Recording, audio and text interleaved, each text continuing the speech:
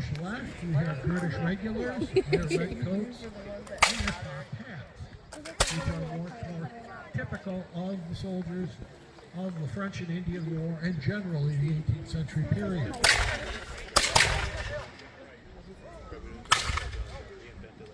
The picket guard is withdrawing, and now the Rangers are moving out to harass the French as they advance, hitting them from the flank. The Rangers were primarily American hunters and woodsmen. The most famous group of Rangers was Rogers Rangers, who are considered the founders of both the modern-day Green Berets and the modern-day Army Rangers. They dressed distinctively in clothing that would not show up in the woods, and not the bright-colored clothing, but they wore green regimental coats, or they wore regimental coats, and brown, gray, plain linen-colored, basically very earth-tone type clothing. But it's also various kinds of caps. The initial French force off to the French right, off to the British left, kind of turned aside of that French attacking force.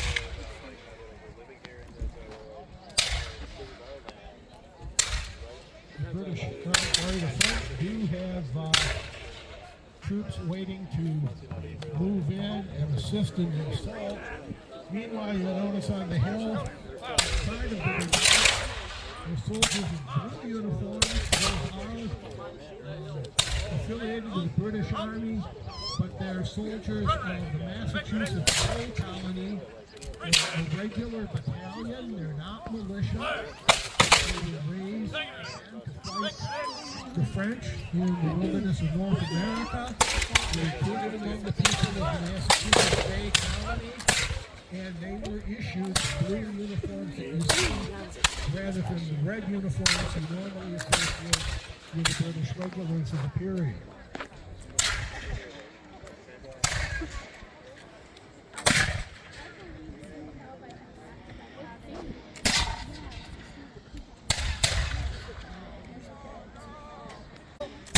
To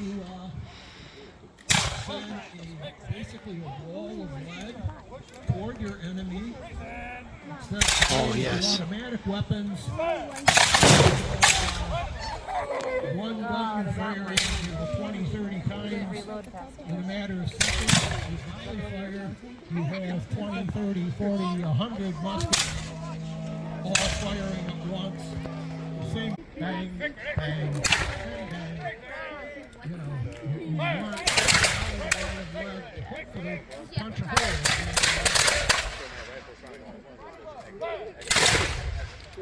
Like that. That's a very good value from the French.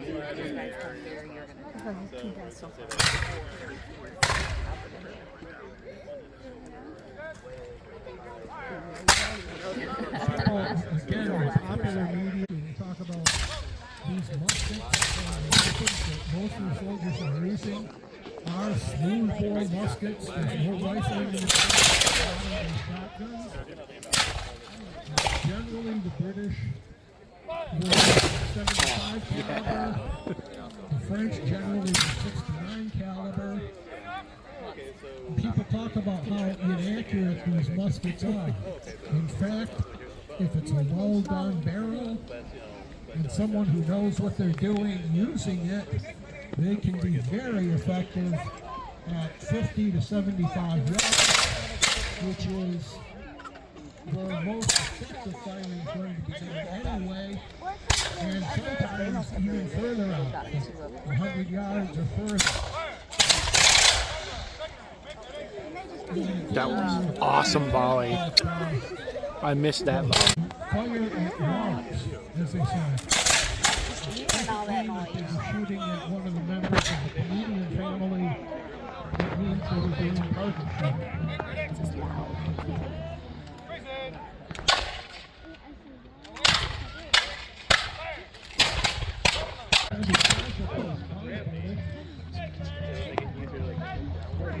Considering that without the route hold the entire British line, many of them open.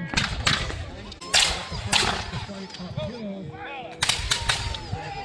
With their numbers, they've got good solid numbers, well deployed, and the effective volleys they've been firing. We'll have to see if the British are going to be able to hold in this game.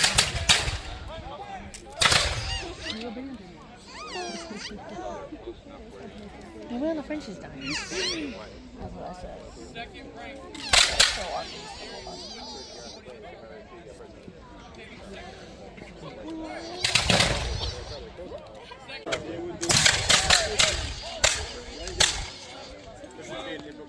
This would be a typical range because the musket is a smooth bore, so there's no rifling, so you would not.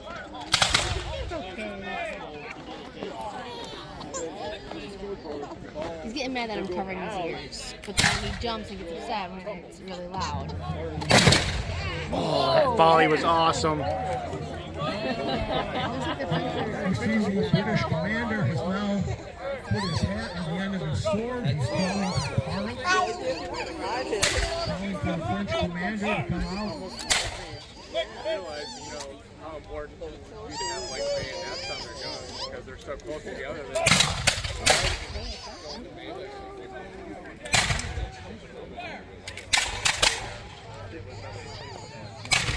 Despite the call for parley from the British commander, you may have noticed one of the Frenchmen even was so scurrilous as to have shot his hat off the end of his walking stick. They may be soldiers, but they are not gentlemen. But the French officer is now coming forward to meet with the British commander.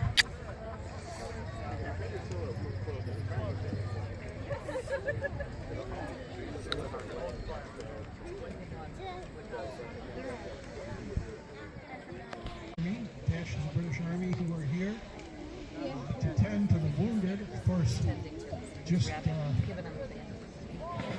cannonading the British position, probably trying to inflict some damage on that redoubt, and also to inflict some early casualties on the British troops at the top of the hill.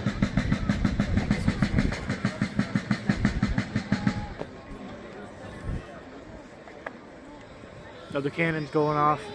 And this was very typical in the open field battles of the 18th century. You would begin with a cannonade from both sides, if they both had artillery, otherwise from at least one side, to soften up the enemy, to basically make the soldiers nervous because you didn't want to be in the way of one of those cannonballs if it was coming toward you.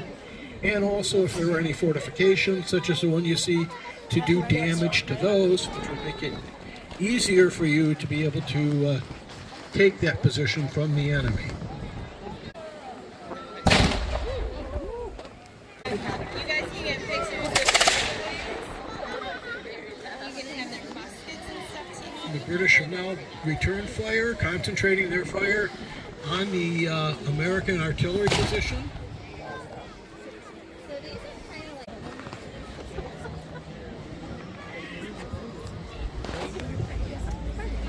I was just informed by a native scout from the British that the American militia are forming up. We have a combined force of American militia. It looks like a few rangers, basically hunters and woodsmen, working for the British. And also a small group of British regulars, elite troops, grenadiers.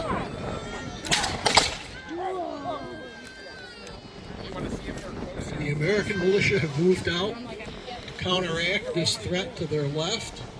You can see they have they've sent a militia unit or some kind of an irregular unit to oppose the British militia and regulars. And they've also sent a small force of Continental regulars.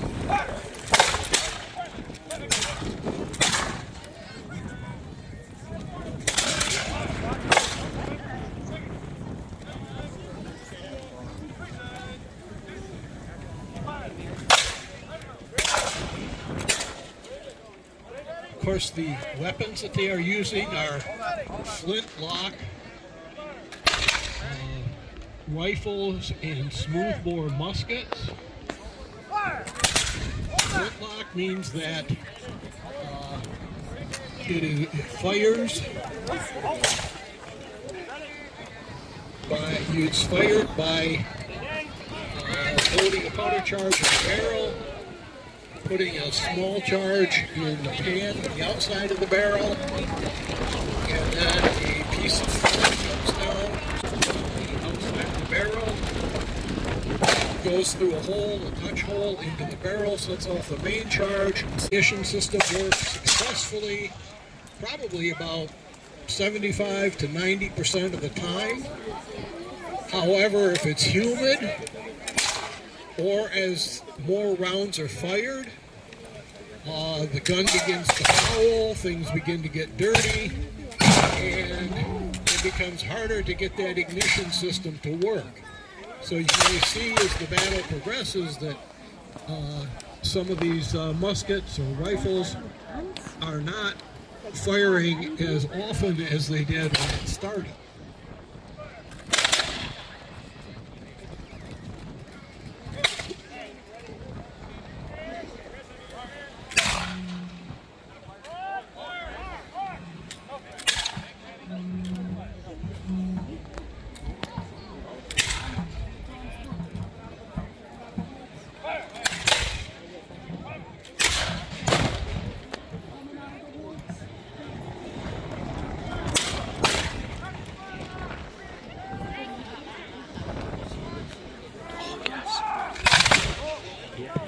American regulars or American regulars going up the center of the line. They just delivered a pretty good volley. When you see a unit volley, what you want to listen for is one loud crash, all the muskets going at once. What you don't want is an intermittent, bang, bang, bang, bang, bang. Basically, the idea is to send an entire wall of lead at once toward the enemy line and basically try and punch a hole in that line.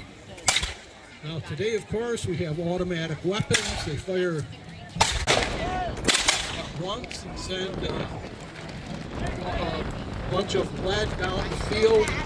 In the 18th century, what you do is you just have a whole bunch of weapons firing together at once to send a whole wall of lead down the field.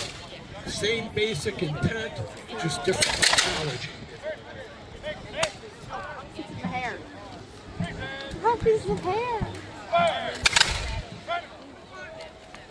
Why are you pulling her hair? This one.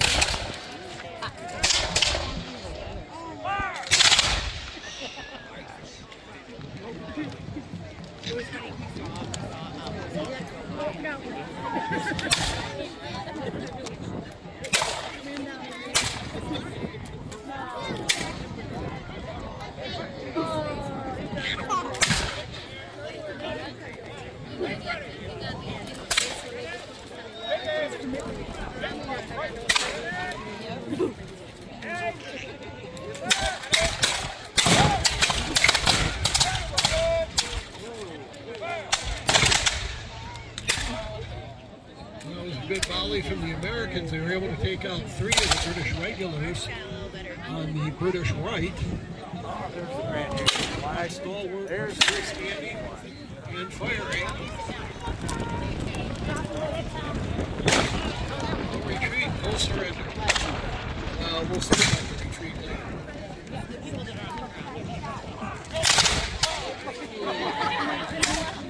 No retreat, no surrender, just an effective volley from the Americans. I think he wants you to. Yeah.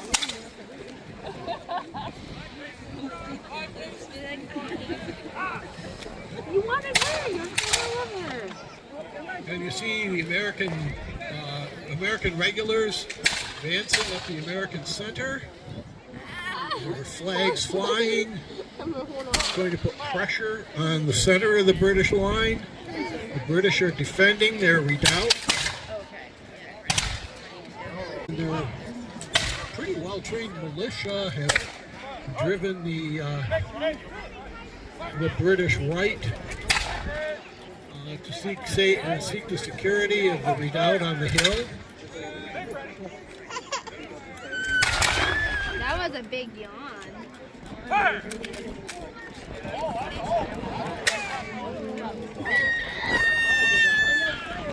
You remember what I said about as the muskets get dirty and fouled, they become harder to fire? One of the last things you want to have happen is what happened to that group of Americans on the American left just now, where the order to fire is given and nobody's musket goes off.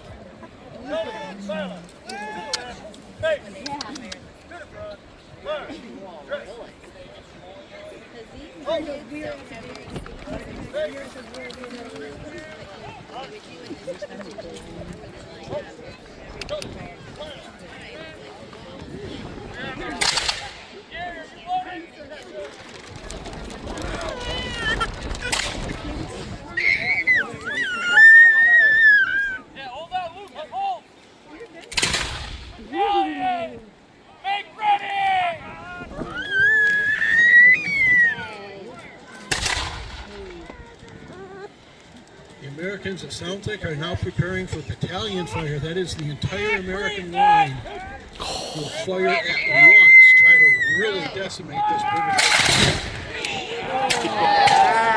Very successful. Huge casualties of the British.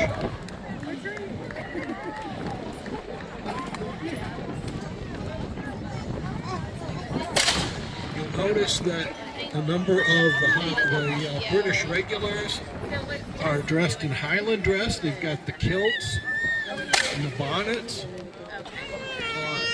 There were members of the 42nd Regiment of Foot, the Royal Highland Regiment, who served here in America during the Revolution. There was also a unit, the 84th Regiment of Foot, the Royal Highland Emigrants, which was made up entirely of Scots who had fought here during the French and Indian War and stayed here in America and were still loyal to the king.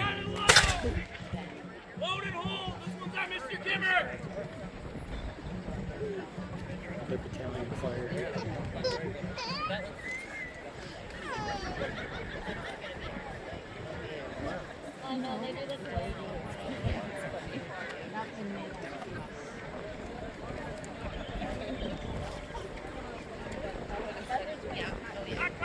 Make ready! Reason! March! And now, having something with the British, the Americans are charging the redoubt, driving the British from the hill into the trees, or taking out those who are trying to stay behind. Ready! Or I can come in this way. Block them.